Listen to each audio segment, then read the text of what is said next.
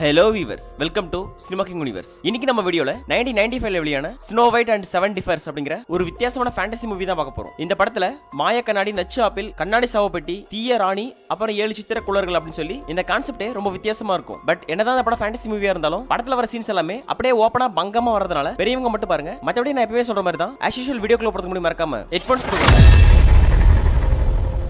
அதே போல நம்ம சேனல் இப்பதான் ஃபர்ஸ்ட் பாக்குறீங்க அப்படின்னா இந்த வீடியோ லைக் பண்ணி நம்ம சேனல் சப்ஸ்கிரைப் பண்ணிக்கோங்க. இந்த படம் ஆரம்பிச்சதும் ஒரு மாளிகையை காட்டுறாங்க. இந்த மாதிரி மாளிகையை காமிச்சிட்டு இருக்கும்போது இந்த படத்தோட டைட்டில் கார்டு வருது. அதுக்கப்புறம் டைட்டில் கார்டு முடிஞ்ச பிறகு பார்த்தா இந்த மாளிகையோட உள்ள காட்டுறாங்க. உள்ள பார்த்தா ஒரு ராணி உட்கார்ந்துட்டு இருக்கா. இவ யார் அப்படின்னா மந்திர மாயாஜால வித்தைகள் தெரிஞ்ச ஒரு கெட்ட ராணி. இவளுக்கு எப்பவுமே இந்த உலகத்துல நம்ம தான் அழகா இருக்கணும் அப்படின்னு சொல்லி ஒரு ஆசை. அதனால இவ என்ன பண்ணுவா அப்படின்னா இவ கிட்ட ஒரு மாய கண்ணாடி இருக்கும். அந்த மாய கண்ணாடி பேசும். அந்த மாய கண்ணாடி கிட்ட போய் இந்த உலகத்துல யார் அழகு அப்படின்னு சொல்லி தினமும் கேட்பா. அந்த மாய கண்ணாடி உண்மையை மட்டும் தான் பேசும். சோ அதனால நீங்க தான் அழகு அப்படின்னு சொல்லி தினமும் சொல்லிட்டு வருது. அந்த மாதிரி ஒரு நாள் மறுபடியும் காலையில எழுந்து போய் ராணி என்ன பண்றா அப்படின்னா அந்த கண்ணாடி முடி நின்னு இந்த உலகத்துல யார் அழகு அப்படின்னு சொல்லி கேட்கறா. அதுக்கு இந்த மாய கண்ணாடியில ஒரு உருவம் வந்து ராணி நீங்க தான் அழகு, உங்களோட வேற யாரும் அழகு இல்ல அப்படின்னு சொல்லி சொல்லுது. அதுக்கு அந்த ராணி லைட்டா அப்படியே சிரிச்சுக்கிட்டு இந்த உலகத்துல நான் தான் அழகு அப்படின்னு சொல்லி அவளை பத்தியே பெருமை பேசிக்கிட்டு இருக்கா. அதுக்கப்புறம் இந்த சீன் அப்படியே முடிஞ்சிருது. அடுத்த சீன் பார்த்தா ஒரு பொண்ணை கட்டுறாங்க. யாரா அந்த பொண்ணு அப்படின்னு சொல்லி கேட்டா இந்த பொண்ணு தான் நம்ம படத்தோட ஹீரோயின். இவ பேர் தான் ஸ்னோ ஒயிட். ஃபர்ஸ்ட் நம்ம ஹீரோயின் கிட்ட போறதுக்கு முன்னாடி இந்த ராணிக்கு நம்ம ஹீரோயினுக்கு என்ன சம்பந்தம் அப்படின்னு சொல்லி நீங்க தெரிஞ்சுக்கோங்க. நம்ம ஹீரோயினோட அப்பா ஆக்சுவலி ஒரு ராஜா. அவரோட மனைவியான ராணி ஒரு முறை ராஜாக்காக துணி தைச்சிட்டு இருக்காங்க. அப்ப துணி தைக்கும் போது அவங்க கையில ஊசி ஏறி இருக்கு. அந்த ஊசியில இருந்து 3 சொட்டு ரத்தம் வந்து கீழே விழ அப்ப வெளிய பனியெல்லாம் பெஞ்சிருக்கு. அந்த பனியில அந்த ரத்தம் விழுந்து வெள்ளையும் சிவப்புமா மாறி இருக்கு. அதை பார்த்ததும் உங்களுக்கு அழகா தெரிஞ்சிருக்கு. அதனால அவங்க எனக்கு இதே போல வெண்மையான நிறமும் கருமையான கூந்தலும் சிவப்பு நிறமுடைய உதடும் கொண்ட ஒரு அழகான பெண் பிறக்கணும் அப்படின்னு சொல்லி அவங்க மனசுக்குள்ள வேண்டிக்கிறாங்க. கொஞ்ச நாள் கழிச்சு அவங்களுக்கு ஒரு பொண்ணு பிறந்திருக்கா. அந்த பொண்ணு தான் நம்ம ஹீரோயின். இவளுக்கு அவங்க ஸ்னோ ஒயிட் அப்படின்னு சொல்லி பேர் வச்சிருக்காங்க. அதுக்கப்புறம் கொஞ்ச நாள் கழிச்சு ராணி இறந்து போன பிறகு ராஜா இன்னொரு பொண்ணை திருமணம் செஞ்சிருக்காரு. அந்த பொண்ணு தான் இந்த கெட்ட ராணி. அதாவது சொல்ல போனா நம்ம ஹீரோயினுக்கு அந்த ராணி சித்தி முறையில வருது. சோ நம்ம மறுபடியும் கதைக்குள்ள வந்துடலாம். இந்த சீன்ல நம்ம ஹீரோயினை பார்த்தா ரொம்ப ஜாலியா விளையாடிட்டு இருக்கா. அந்த ராணி நம்ம ஹீரோயினை ஒரு பொண்ணு போல நடத்தாம கிட்டத்தட்ட ஒரு வேலைக்காரி மாதிரி தான் நடத்திட்டு இருக்கா. ஆனா நம்ம ஹீரோயினுக்கு அதை பத்தி எதுவும் கவலை இல்ல. இந்த பொண்ணு பாட்டி இருக்கிற இடத்துல ரொம்ப ஜாலியா தான் இருந்துகிட்டு இருக்கு. இந்த மாதிரி நம்ம ஹீரோயின் விளையாடிட்டு இருக்கும்போது அவ கையில வச்சிருக்கிற குச்சி அவளோட அந்த இடத்துல டச் ஆயிடுது. அதனால அவளுக்கு ஒரு மாதிரி ஆயிடுது. அதுக்கப்புறம் என்ன பண்றா அப்படின்னா அந்த குச்சி தூக்கி ஓரமா போட்டு அவ பாட்டு காலை விரிச்சு வச்சுக்கிட்டு அந்த இடத்துல கை வச்சிட்டு இருக்கா. அதுக்கப்புறம் அவளே அவளுக்கு செல்ஃபா அந்த மாதிரி பண்ணிட்டு இருக்கா. அப்புறம் அந்த சீனை கட் பண்ணிட்டு இந்த பக்கம் ராணியை காட்டுறாங்க. ராணி கூட 2 பொண்ணுங்க Dress எதுவுமே போடாம அப்படியே ஓபனா வராங்க. அப்ப ராணியும் பார்த்தா டக்குனு தன்னோட Dress ஓபன் பண்றா. அவளும் பார்த்தா உள்ள எதுவுமே போடாம இருக்கா. அதுக்கப்புறம் அந்த 2 பொண்ணுங்களையும் ராணி அப்படியே டேஸ்ட் பண்ண வைக்கிறா. அந்த 2 பொண்ணுங்களும் ராணிக்கு அந்த மாதிரி சம்பவம் பண்றாங்க. அதுக்கப்புறம் இந்த மாதிரி பண்ணிட்டு இருக்கும்போது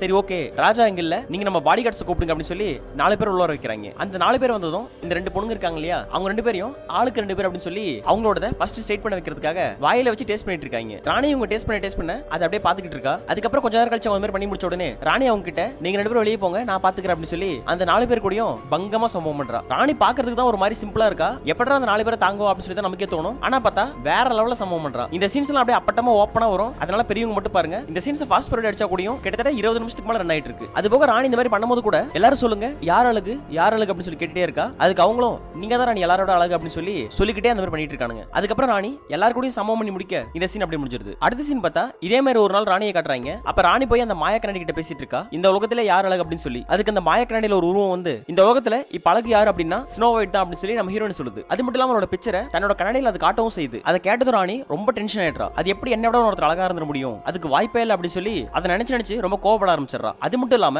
அவ கூட 2 பொண்ணுங்க இருப்பாங்க இல்லையா, அந்த பொண்ணுங்களையும் கூப்பிட்டு சொல்லுங்க இந்த லோகத்துல யார் அழகு, நான் அழகா மத்தவங்க அழகா, அது எப்படி என்னோட ஒருத்தர் அழகா இருந்த முடியும் அப்படின்னு சொல்லி அவங்க கிட்டயும் புலம்புறா. அதுக்கப்புறம் நான் சொன்னதா சொல்லி வேட்டைக்காரனை கூட்டு வாங்க அப்படின்னு சொல்லி அவங்கள ரொம்ப கோவமா அங்க அனுப்பிச்சிடுறா. அவங்க போன பிறகு அந்த ராணி அது எப்படி அழகா இருந்த முடியும், அது எப்படி என்னோட அழகா இருந்த முடியும் அப்படின்னு சொல்லி அவளுக்குள்ளே பேசி அப்படியே புலம்பிக்கிட்டே இருக்கா. அதுக்கப்புறம் இந்த சீன் அப்படியே முடிஞ்சிருது. அடுத்த சீன் பார்த்தா ராணி வெயிட் பண்ணிட்டு இருக்கா. அப்ப அந்த வேட்டைக்காரன் உள்ள வரான். உள்ள வந்து ராணி சொல்லுங்க என்ன கூப்பிட்டதா சொன்னாங்க, என்ன விஷயம் சொல்லுங்க ராணி அப்படின்னு சொல்லி கேட்கறான். அதுக்கு அந்த ராணியும் உனக்கு ஸ்னோ ஒயிட் தெரியும் இல்லையா, என்னோட வளர்ப்பு பொண்ணு, அதாவது நம்ம ராஜாவோட முன்னாள் மனைவியோட பொண்ணு அப்படின்னு சொல்லி நம்ம ஹீரோனை பத்தி சொல்றா. அதுக்கு அவனும் ஆமா தெரியும் சொல்லுங்க ராணி அப்படின்னு சொல்லி சொல்றான். ஆமா அவளை நீ கொன்னு அவளோட இதயத்தை நீ கொண்டு வா, இதான் உனக்கு வேலை அப்படின்னு சொல்லி அவளை கொல்ல சொல்லி இவங்க கிட்ட சொல்லிட்டு இருக்கா. அதுக்கு அந்த வேட்டைக்காரனும் சரிங்க ராணி நான் அவளை கொன்னு அவளோட ஹார்ட்டோட இங்க வரேன் அப்படின்னு சொல்லிட்டு அங்கிருந்து வந்துடுறான். அதுக்கப்புறம் அடுத்த சீன்ல நம்ம ஹீரோயின் இருக்கா இல்லையா, அந்த இடத்துக்கு அவன் வந்துடுறான். ஹீரோயின் இந்த இடத்துல கீழே விழுற ஃப்ரூட்ஸ் எல்லாம் எடுத்து சாப்பிட்டுக்கிட்டு அப்படியே விளையாடிட்டு இருக்கா. அப்ப இவன் போகும்போது எங்க உங்களுக்கு ஃப்ரூட்ஸ் வேணுமா அப்படின்னு சொல்லி அவங்க கிட்ட கேட்கவும் செய்யறா. அவனுக்கு இவ பண்றதெல்லாம் பார்க்கும்போது கொஞ்சம் கஷ்டமா இருக்கு. எப்படா அவளை போய் கொல்றது, பார்க்க ரொம்ப குழந்தைத்தனமா இருக்காளே அப்படின்னு சொல்லி அவன் தயங்கிக்கிட்டே இருக்கான். நம்ம ஹீரோயினும் அதெல்லாம் கண்டுக்காம அவ பாட்டு விளையாடிட்டு பழங்களை பொறுக்கிட்டு இருக்கா. அவனும் பின்னாடி ஃபாலோ பண்ணிக்கிட்டே இருக்கான். அப்புறம் ஒரு கட்டத்துக்கு மேல சரி வேலைக்கு ஆகாது அப்படின்னு சொல்லி கத்தி எடுத்து குத்தலான்னு சொல்லி வரான். அப்ப ஹீரோயின் அவனை பார்த்து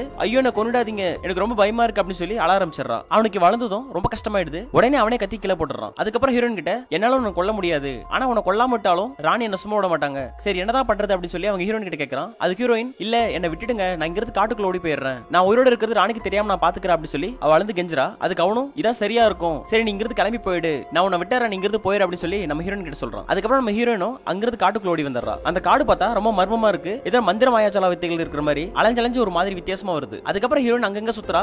நாள் ஃபுல்லா சுத்தி வந்து பார்த்தா ஒரு இடத்துல ஒரு வீடு இருக்கு. சரி இன்னைக்கு இங்க போயிடலாம் அப்படின்னு சொல்லிட்டு அந்த வீட்டுக்குள்ள போயிடுறா. இவ வீட்டுக்குள்ள வந்து பார்த்தா யாருமே இல்ல, ரொம்ப அமைதியா இருக்கு. ஒரு டைனிங் டேபிள் இருக்கு. இவன் அந்த டைனிங் டேபிள்ல உட்கார்றா. அப்ப டைம் 3 மணி ஆகுது. அதுக்கப்புறம் பார்த்தா கொஞ்ச நேரம் கழிச்சு 5:45 ஆகுது. இந்த பொண்ணு அந்த இடத்துல ஓடி வந்த களைப்புல அப்படியே தூங்கிட்டு இருக்கா. அப்புறம் எழுந்து போய் உள்ள பார்த்தா அந்த வீடே ரொம்ப நீட்டா இருக்கு. எல்லா இடத்துலயுமே 7 விஷயம் இருக்கு. 7 பெட் இருக்கு, 7 கப்ஸ் இருக்கு, 7 பிளேட்ஸ் இருக்கு அப்படின்னு சொல்லி எல்லாமே 7 இருக்கு. அது ஒவ்வொன்றும் ஒவ்வொரு கலர்ல ரொம்ப வித்தியாசமா இருக்கு. இவ அதுக்கப்புறம் என்ன பண்றா அப்படின்னா அந்த பெட் ரொம்ப அழகா இருக்கிறதுனால அந்த பெட்ல போய் படுத்துக்கிறா. பெட்ல படுத்து நம்ம ஹீரோனுக்கு என்ன தோணுதுன்னு தெரியல, துணி அப்படியே தூக்கி விட்டு அவ அப்படியே அந்த மாதிரி பண்ண ஆரம்பிச்சிடறா. அதுக்கப்புறம் இந்த சீன் அப்படியே முடிஞ்சிருது. அதுக்கப்புறம் அடுத்த சீன்ல ஒரு ராஜாவையும் ஒரு இளவரசனையும் காட்டுறாங்க. இவங்க ரெண்டு பேரும் முக்கியமான விஷயம் பேசிட்டு இருப்பாங்க அப்படின்னு சொல்லி பார்த்தா அதான் இல்ல. அந்த ராஜா அவன் பையனான இளவரசன் கிட்ட என்ன சொல்றான் அப்படின்னா, பிரின்ஸ் நாங்க போன வாரம் ஒரு நாட்டை பிடிக்க போயிருந்தோம். அப்ப அந்த நாட்டோட ராணியை நான் கூட்டு வந்தேன். அந்த ராணியோட வயசுல சின்னவதான், ஆனா பண்றதுக்கு செமையா இருந்தா. அவ உனக்கு வயசுல எப்படியும் பெரியவளா தான் இருப்பா, உனக்கு வேணும்னு நீ ட்ரை பண்ணு. இதை ஏன் அப்பா சொல்றான் அப்படின்னா, நீ நாளைக்கு ராஜாவாகும் போது இந்த மாதிரி நிறைய விஷயங்களை பார்க்க வேண்டியிருக்கும், அதுக்கு உனக்கு இப்பவே பயிற்சிகள் தேவை அப்படின்னு சொல்லி இளவரசன் கிட்ட அந்த ராணியை போடுறதுக்கு அவன் அப்பனே ஐடியா கொடுத்துட்டு இருக்கான். அதுக்கு உடனே அந்த இளவரசனும் அப்படியாப்பா அந்த ராணி எங்க இருக்காங்க, நான் உடனே பார்த்தாகணுமே அப்படிங்கிறான். அதுக்கு இவனும் அவ மேல இருக்கா அப்படின்னு சொல்லி காட்ட தலைவர் உடனே நேரா போய் மேலே ஏறது கூட டைம் இல்லாம அப்படியே அங்க இருக்கிற பெரிய காம்பவுண்ட தாண்டி அப்படியே ஷார்ட் கட்ல உள்ள போயிட்டு இருக்கான். அங்க போய் அந்த ராணி கிட்ட பேசுறான். அந்த ராணியும் பார்த்தா எதுவும் இவங்கிட்ட கோவப்படாம சிரிச்சுக்கிட்டு தான் இருக்கா. நான் உங்களோட வயசுல சின்னவன் தான், பரவாயில்லையா உங்களுக்கு அப்படின்னு சொல்லி கேட்கறான். அதுக்கு அந்த ராணியும் ராணின்னு வந்துட்டா சின்னவங்க பெரியவங்க அப்படின்னு சொல்லி எந்த கணக்கும் கிடையாது, அதுவும் உன்ன போல இளவரசனுக்கு அந்த சந்தோஷம் ரொம்ப முக்கியம் அப்படின்னு சொல்லி அவன் பாயிரானா இல்லையோ இவன் அவங்கிட்ட முதல்ல பாயிரா. அதுக்கு உடனே அவங்க அப்பா கீழ இருந்து கமான் நான் எதிர்பார்க்கவே இல்ல, அப்படிதான் கண்டினியூ பண்ணுங்க அப்படின்னு சொல்லி கீழ இருந்து அவங்களை என்கரேஜ் பண்ணிட்டு இருக்கான். அதுக்கு உடனே அந்த இளவரசன் அந்த ராணி சிரிக்கிறாங்க. அதுக்கப்புறம் அந்த இளவரசன் சரிப்பா நான் பண்றேன், உங்களுக்கு விருப்பம் தான் நீங்க பாருங்க அப்படின்னு சொல்லிட்டு ரெண்டு பேரும் ஸ்டார்ட் பண்ண ஆரம்பிச்சிடுறாங்க. இவங்க ரெண்டு பேரும் அந்த சம்பவத்தை அரண்மனைக்குள்ள கூட போய் பண்ணலாம். ஆனா இவங்க ரெண்டு பேருக்கு அது இடமே இல்லாத மாதிரி அந்த இடத்துல பங்கமா பண்றாங்க. ரெண்டு பேரும் ட்ரெஸ் எல்லாம் ஃபுல்லா கழட்டி போட்டு சும்மா தாறுமாறா வேற லெவல்ல சம்பவம் பண்றாங்க. இந்த சீன்ல நம்ம இளவரசனோட அந்த ராணி இருக்கா இல்லையா, அவ தான் வேற லெவல்ல சம்பவம் பண்றா. அதுக்கப்புறம் இவங்க சம்பவத்தை முடிக்க நம்ம ராஜா இருக்கான் இல்லையா, அவன் அவங்கள பார்த்துட்டு என்னை விட உங்ககிட்ட ரொம்ப நல்லாவே அவ பண்றா, உனக்கு விருப்பம் இருந்தா நீ அவளை வச்சுக்கோ அப்படின்னு சொல்லிட்டு அங்கிருந்து அவன் அமைதியா போயிடுறான். அதுக்கப்புறம் இந்த சீன் அப்படியே முடிஞ்சிருது. அடுத்த சீன் பார்த்தா அந்த காட்டை கட்டுறாங்க. அந்த காட்டுல ஒரு 7 குள்ளனுங்க வரானுங்க. அதுவும் உங்க 7 பேரும் அப்படியே வரிசையை மாறாம எறும்புகளா நடந்து போகும் இல்லையா, அந்த மாதிரி நேர்கோட நடந்து வராங்க. இவங்க எல்லாரும் வந்து ஃபர்ஸ்ட் நம்ம ஹீரோன் வீட்டுக்குள்ள வந்தா இல்லையா, அந்த வீட்டுக்குள்ள வராங்க. இவங்க என்ன அந்த வீட்டுக்குள்ள வராங்க அப்படின்னு சொல்லி பார்த்தா அந்த வீடே உங்களோடது தான். அந்த வீட்டுக்குள்ள எல்லாமே 7 வித்தியாசமா இருந்துச்சு இல்லையா, அங்க எல்லாமே 7 இருக்கிறது காரணமே இந்த 7 குள்ளர்கள் தான். அதுக்கப்புறம் உள்ள போறாங்க. உள்ள போய் பார்த்தா கப்ஸ் எல்லாம் மாறி இருக்கு, டேபிள் எல்லாம் நவுந்து இருக்கு. அதை பார்த்ததும் ஏதோ வித்தியாசமா இருக்கு, வீட்டுக்குள்ள யாரோ வந்து போயிருக்காங்களா இல்ல வீட்டுக்குள்ள யாரோ இருக்கிறாங்களா, இந்த மாதிரி நம்ம வச்சுட்டு போலியா அப்படின்னு சொல்லி ஒருத்தருக்கு ஒருத்தர் பேசிக்கிறாங்க. இந்த மாதிரி பேசிட்டு இருக்கும்போது உள்ள வந்து ஒரு வித்தியாசமா சவுண்ட் கேக்குது. என்னடா வித்தியாசமா சவுண்ட் கேக்குது அப்படின்னு சொல்லி வந்து எட்டி பார்த்தா நம்ம ஹீரோயின் Dress மேல வரைக்கும் தூக்கி வச்சுட்டு அப்படியே படுத்துக்கிட்டு இருக்கா. அதுக்கப்புறம் அவங்க 7 பேரும் நம்ம ஹீரோனை பாத்துறாங்க. இந்த பொண்ணை பார்த்த உடனே உங்களுக்கு ஷாக் ஆயிடுது. யார் இந்த பொண்ணு, எங்க வந்திருக்கா அப்படின்னு சொல்லி யாருமே அவ முன்னாடி போகாம அவளை ஒளிஞ்சிருந்து பாத்துட்டு இருக்காங்க. அதுக்கப்புறம் அவ வேற Dress இல்லாம இருக்கா இல்லையா, அதை பார்த்து அவளை பார்க்க எனக்கு ஒரு மாதிரி ஆகுதுடா அப்படின்னு சொல்லி ஒருத்தர் சொல்றான். அதுக்கு இன்னொருத்தனும் ஆமாடா எனக்கும் அப்படிதான் ஆகுது அப்படின்னு சொல்றான். அப்புறம் 7 பேருமே அவ கீழே Dress எல்லாம் படுத்துட்டு இருக்கா இல்லையா, அதை பார்த்து அப்படியே ஜொல்லா ஊத்திட்டு இருக்காங்க. அதுக்கப்புறம் கொஞ்ச நேரம் கழிச்சு சரி வாங்க அவ முன்னாடி போலாம் அப்படின்னு சொல்லி எல்லாரும் அவ முன்னாடி வராங்க. இவங்க எல்லாரும் ஹீரோயின் பார்த்ததும் பயப்பட ஆரம்பிச்சிடுறா. ஐயோ யாரு நீங்க அப்படின்னு சொல்லி. அதுக்கு உடனே அவங்க 7 பேரும் முன்னாடி வந்து